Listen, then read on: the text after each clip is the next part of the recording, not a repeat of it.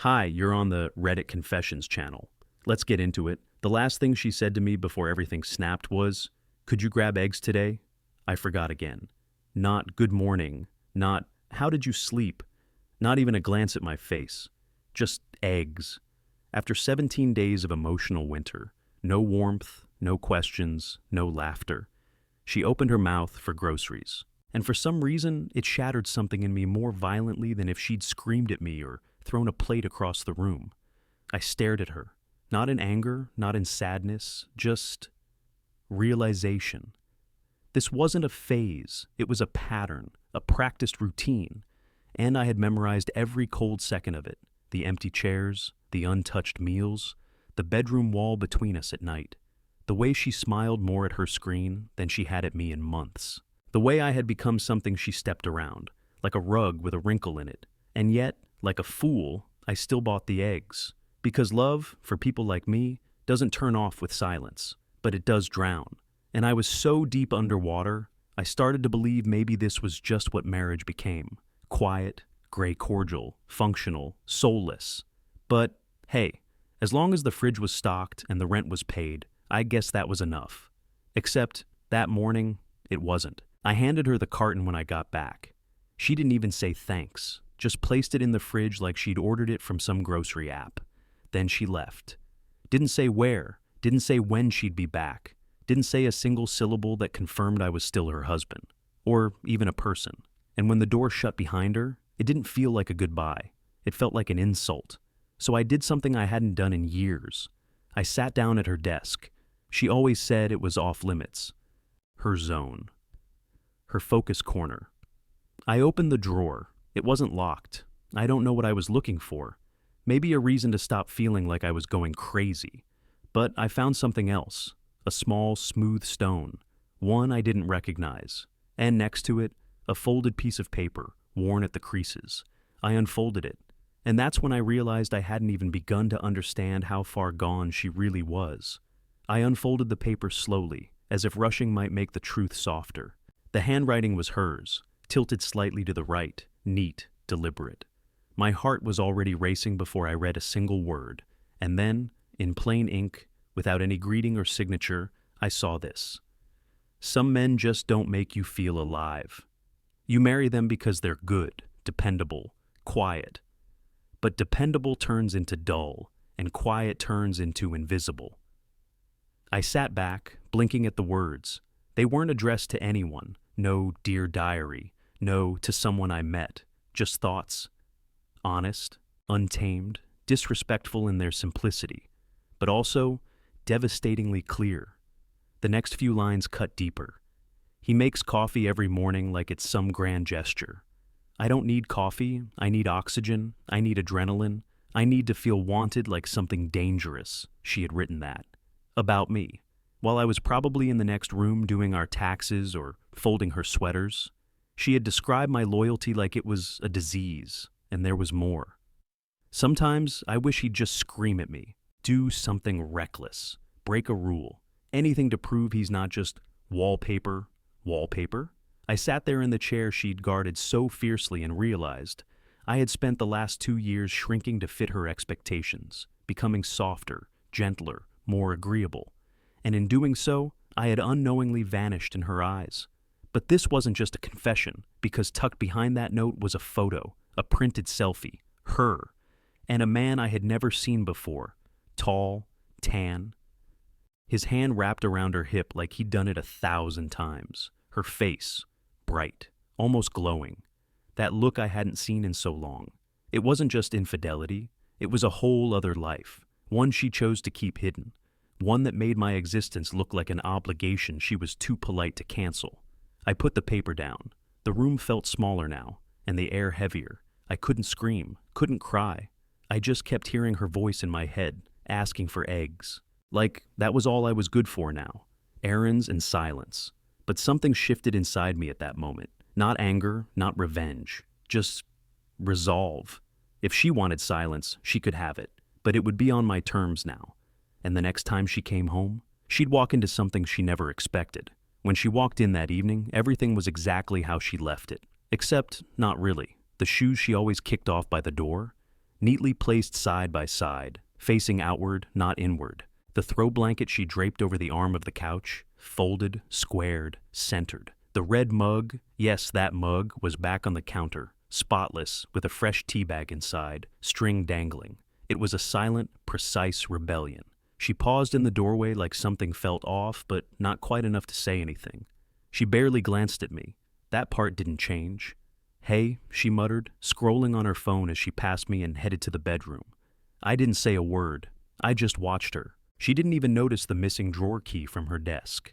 I had spent the entire afternoon cleaning, not the house, but the space between who I used to be and who I was going to become. I didn't shout or demand explanations. I didn't storm out or smash the photo. I wasn't going to give her the satisfaction of a dramatic exit. No, I was going to let her live in it. Let her feel the silence she weaponized, mirrored back. For dinner, I cooked only for myself. She noticed. "Didn't make any for me?" she asked, eyes still glued to her screen. "Didn't know you'd be hungry," I replied without looking up. A small moment, but it landed. Her eyes flickered up, confused, suspicious, then right back down. That told me everything. She was too confident, too sure I'd never grow a spine. She didn't know the note was gone, didn't know I'd seen the photo. I slept on the couch that night. She didn't ask why. The next morning, she woke up to find a single envelope on the kitchen table. Inside wasn't divorce papers, not yet. Just one printed line in her own handwriting, clipped from the note she thought I'd never read. "Some men just don't make you feel alive." I left it between two eggs. She didn't say anything for a few hours. I heard the usual sounds of her routine: blender, drawers, closet hangers, hair dryer. But the silence around the envelope was louder than ever. She hadn't expected me to be bold. I knew that. I wasn't the dramatic one. I was the pushover, the wallpaper, and she'd gotten used to it. That morning, though, she walked back into the living room with the note pinched between her fingers like it was a dead leaf. "Where did you get this?" she asked, her voice flat. I shrugged and kept sipping my coffee. It was just lying around. I didn't look at her, but I felt her staring, waiting for some hint of rage or accusation, some proof I was going to implode so she could play the victim. I gave her nothing, just sipped. She scoffed. It was a writing prompt. I saw it online. "It's not even about you." That made me laugh. A quiet, broken laugh I couldn't hold in. "Right. So, the line about the red mug and the wallpaper was just creative coincidence?" I asked, still not looking up. That made her pause. She didn't expect me to piece it together, not fully, and definitely not calmly. "I don't know what you're trying to do, Lyle," she said, folding her arms. "This isn't a game." That was rich, coming from someone who had clearly been playing one for months. I didn't need to ask about the man in the photo. I didn't need to hear the details. The truth wasn't a secret anymore. It was a shadow that had moved into our home and unpacked its bags. I stood up slowly and walked to the fridge, took out 2 eggs and placed them gently in a small brown paper bag. "Since you asked for them yesterday," I said, handing them to her. She didn't take them. She just stared at me like she was seeing something foreign, something inconvenient. "Where are you going with this?" she asked. "Nowhere," I said quietly. "But you are. You just don't know it yet." And then finally, her phone lit up on the counter, and the name on the screen made her flinch. That's when I knew I wasn't the only one who had found something I wasn't supposed to see. The screen flashed once, then again. I didn't move, but my eyes caught the name. Cal. No last name, just California. Bold white text on a black background. And the worst part? She didn't reach for it, didn't silence it, didn't pretend it was work. She just stood there, rigid, as if the call itself had tied a rope around her throat. I leaned slightly toward the phone, not enough to touch it, just enough to watch it keep ringing. "Want me to answer?" I asked, almost casually. Her eyes snapped to mine, wide, panicked. "Don't," she whispered, and that whisper held more truth than any full sentence she'd said in the last month. But I did. I picked up the phone and pressed speaker before she could stop me. Silence for a second, then a voice, smooth, relaxed, far too familiar with comfort. "Hey, babe, you ghosting me again?" No panic, no question of who was answering. Just casual, as if this had happened before. I didn't say anything. I just let the voice echo through the kitchen. Her face turned pale, then red. then something worse, blank. Cal, I said finally. My voice didn't sound like mine.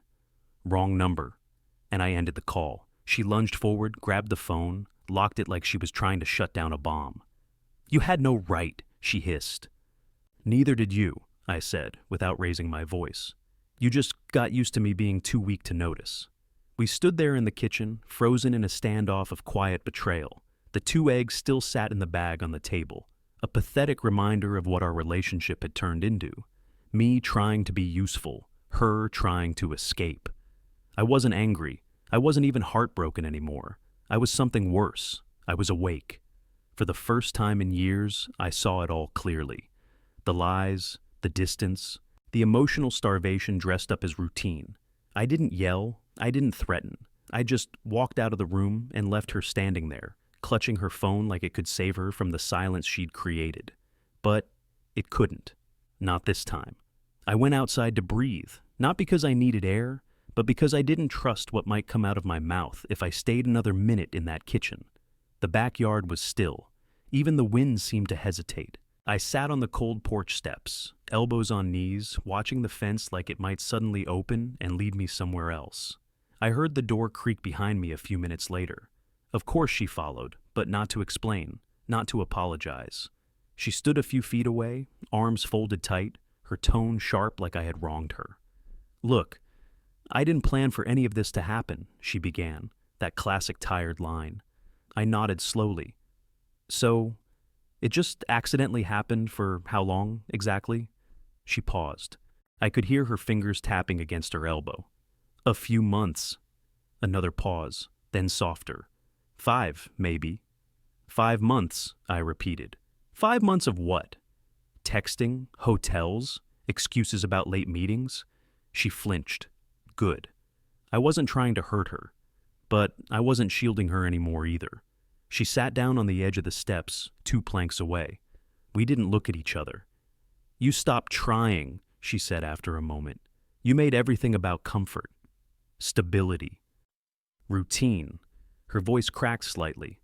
I just wanted to feel something unpredictable again.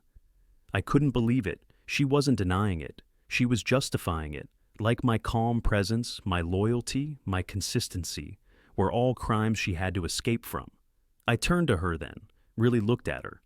Do you know how hard I worked to make things feel safe for you? I never wanted to be exciting, Noreen. I wanted to be solid. She didn't answer, just stared at her hands. The silence stretched. I'm not going to yell, I said, standing.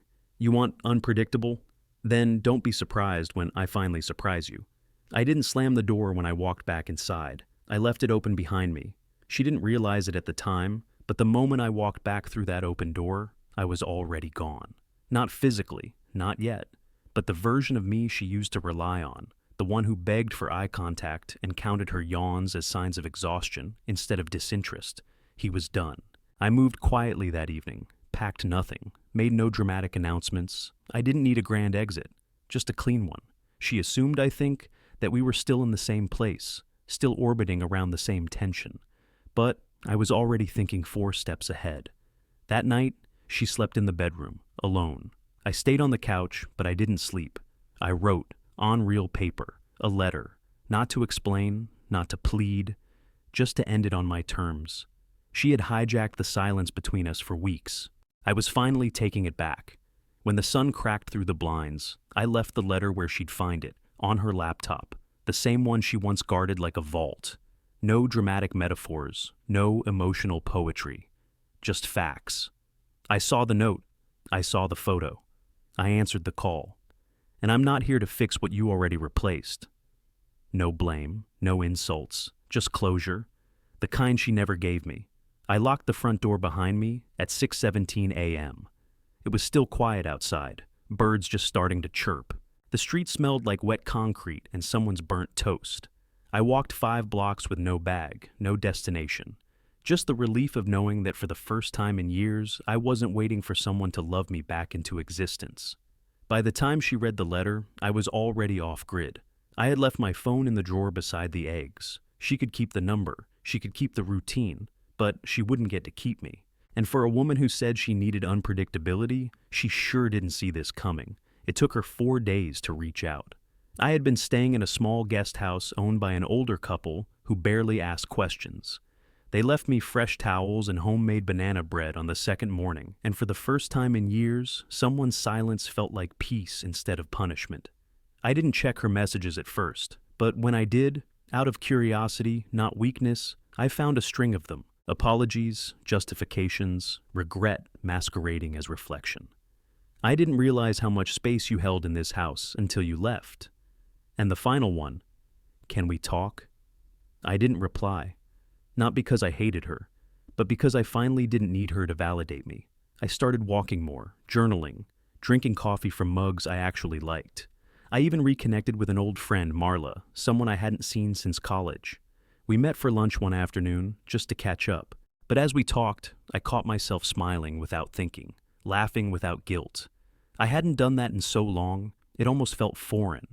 But it wasn't. It was familiar, just buried.